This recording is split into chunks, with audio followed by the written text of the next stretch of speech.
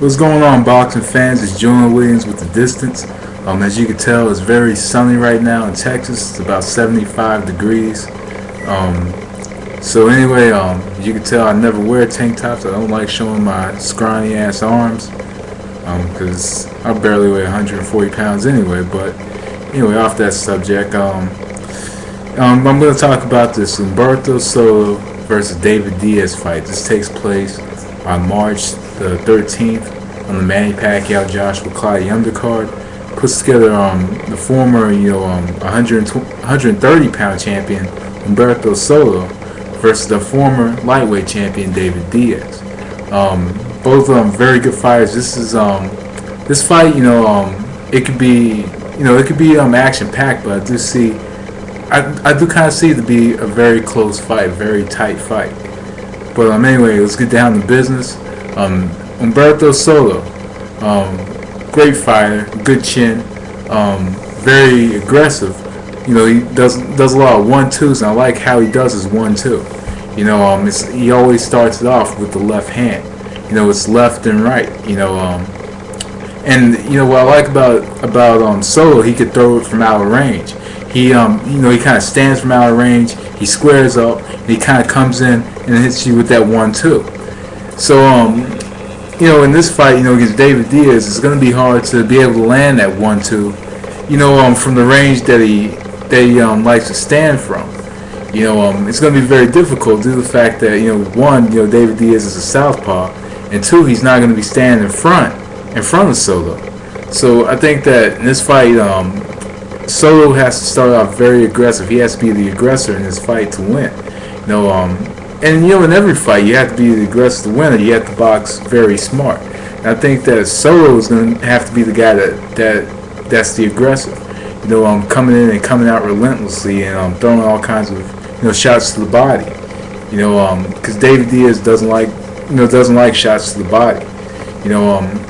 And pretty much just mixing it up to the body and just being relentless. Putting all kinds of pressure on Diaz, winning the fight. Because we saw in the Pacquiao fight, and Soto, is really no comparison to Pacquiao, but we saw in the Pacquiao fight that Diaz doesn't like, speedy combinations. He can't, or if he's overwhelmed with shots, he can't really handle it. And though I do take my hat off to Diaz because he did last like 9 rounds with Manny Pacquiao, and Manny Pacquiao was unloading on him. I think that Humberto Soto has to unload on David Diaz, and he has to unload on him, very early in the early goings of the fight. Soto has a lot of power in that right hand. He could, and if that right hand lands flush on Diaz's chin, if he can land it all night, it could be a very short night from David Diaz possibly. But David Diaz is a tough fighter, so I think that Soto really has to not focus on the knockout, but focus on applying all kinds of pressure to David Diaz, because David Diaz does have kind of a tendency to walk into shots. We saw in the Morales fight, he walked into that beautiful right hand that sent him down to the canvas. He did walk into a lot of shots in the Pacquiao fight. So honestly, in this fight, I just think that Soto doesn't really need to do anything different. He just really needs to stay there. Does a very good job of keeping the hands up. He doesn't necessarily have much head movement, but just keeping the hands up and just kind of coming forward, and landing his 1-2. The one that he likes to land automatic. And the fact that he could throw it out of range, it could be an asset to him. David Diaz, southpaw fighter. David Diaz, very good boxer. Honestly, I've seen quite a few David Diaz fights, and honestly, what I like about David Diaz is is how he puts together his combinations. I think one problem with David Diaz though is when he throws a combination, he kind of stands there and he admires his work instead of moving around waiting for another combination or whatever. He kind of just stays in the pocket. In this fight against Soto, the fact that Soto doesn't have much head movement, the fact that he comes forward, I think that that pretty much staying away from Soto could win the fight. If he uses his legs and uses the southpaw jab, and boxes against Soto, he could win. I think that, like I said, with Soto has to be aggressive. He has to be the aggressor, but David Diaz has to box, intelligently. David Diaz has to box intelligently in this fight in order to win. Honestly, David Diaz, I think, angles, counter, because there's going to be some counter opportunities against Soto. The fact of the matter is this, Soto does well against opponents that stand right in front of him. David Diaz cannot stand in front of Humberto Soto. He has to, kind of keep his range. He has to stay on the outside. He has to box. He has to use his jab. He has to fight a very smart fight. He has to fight a technical fight. He has to. I think David Diaz has to move his head a lot more.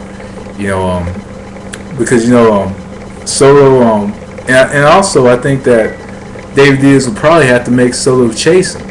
But David Diaz isn't really that type of fighter that will make you chase him. David Diaz, fights. Is a fighter that he fights. So I do think that he just needs to box in this fight and fight just normal technical fight. Southpaw jab. Movement. Angles. Countering. I think that something that could be there if Soto misses that right hand, counter left hand over the top could get Soto. It's not necessarily. I don't think it would knock him out, but I think that it's the punch that's going to be there. It's the counter left hand. It could be there the whole fight. Who knows? But if Soto misses that right hand, that deadly straight right hand or the right cross, then he's going to have that counter left hook that could give Soto a lot of trouble. But in this fight, this is a hard fight to score. But I do think it's going to be a close fight. I think it's going to be very close. Especially because David Diaz. David Diaz has trouble against fighters that are punchers, that necessarily punchers, and a lot of his fights, his fights against punchers, men that that could hit. Morales, I believe he has lost to Holt. I could be mistaken if he does or not. But these men are punchers. Holt, Pacquiao, puncher, aggressive fighters that are aggressive. I think that David Diaz has trouble against those types of fighters. Soto has trouble against fighters that, like Joanne Guzman, fighters that pretty much run and they has to chase after, that are elusive. I think he would have trouble against an elusive fighter, elusive boxer that's not going to stand in front of him. So I do think it's going to be a close fight. I do think maybe the first 2-3 rounds are going to be filling out rounds. But if I have to make a judgment on this fight, I'm going to go with Humberto Soto by a split decision. I think he's going to win this fight split decision because I just think that he's going to get enough early rounds in the bag, and I think that David Diaz is going to come in towards the end, and make it much tighter. But David Diaz had been out for a year until he fought Jesus Chavez. Jesus Chavez, who was pretty much, in my opinion, done. Had a close fight with Jesus Chavez, but who's another fighter who's there for war. So I'm gonna go with a fighter who is gonna be there for war, who I do think is gonna apply pressure the whole fight. I'm gonna go with Humberto Soto, split decision. But anyway, that was the distance. Thanks for watching. Peace.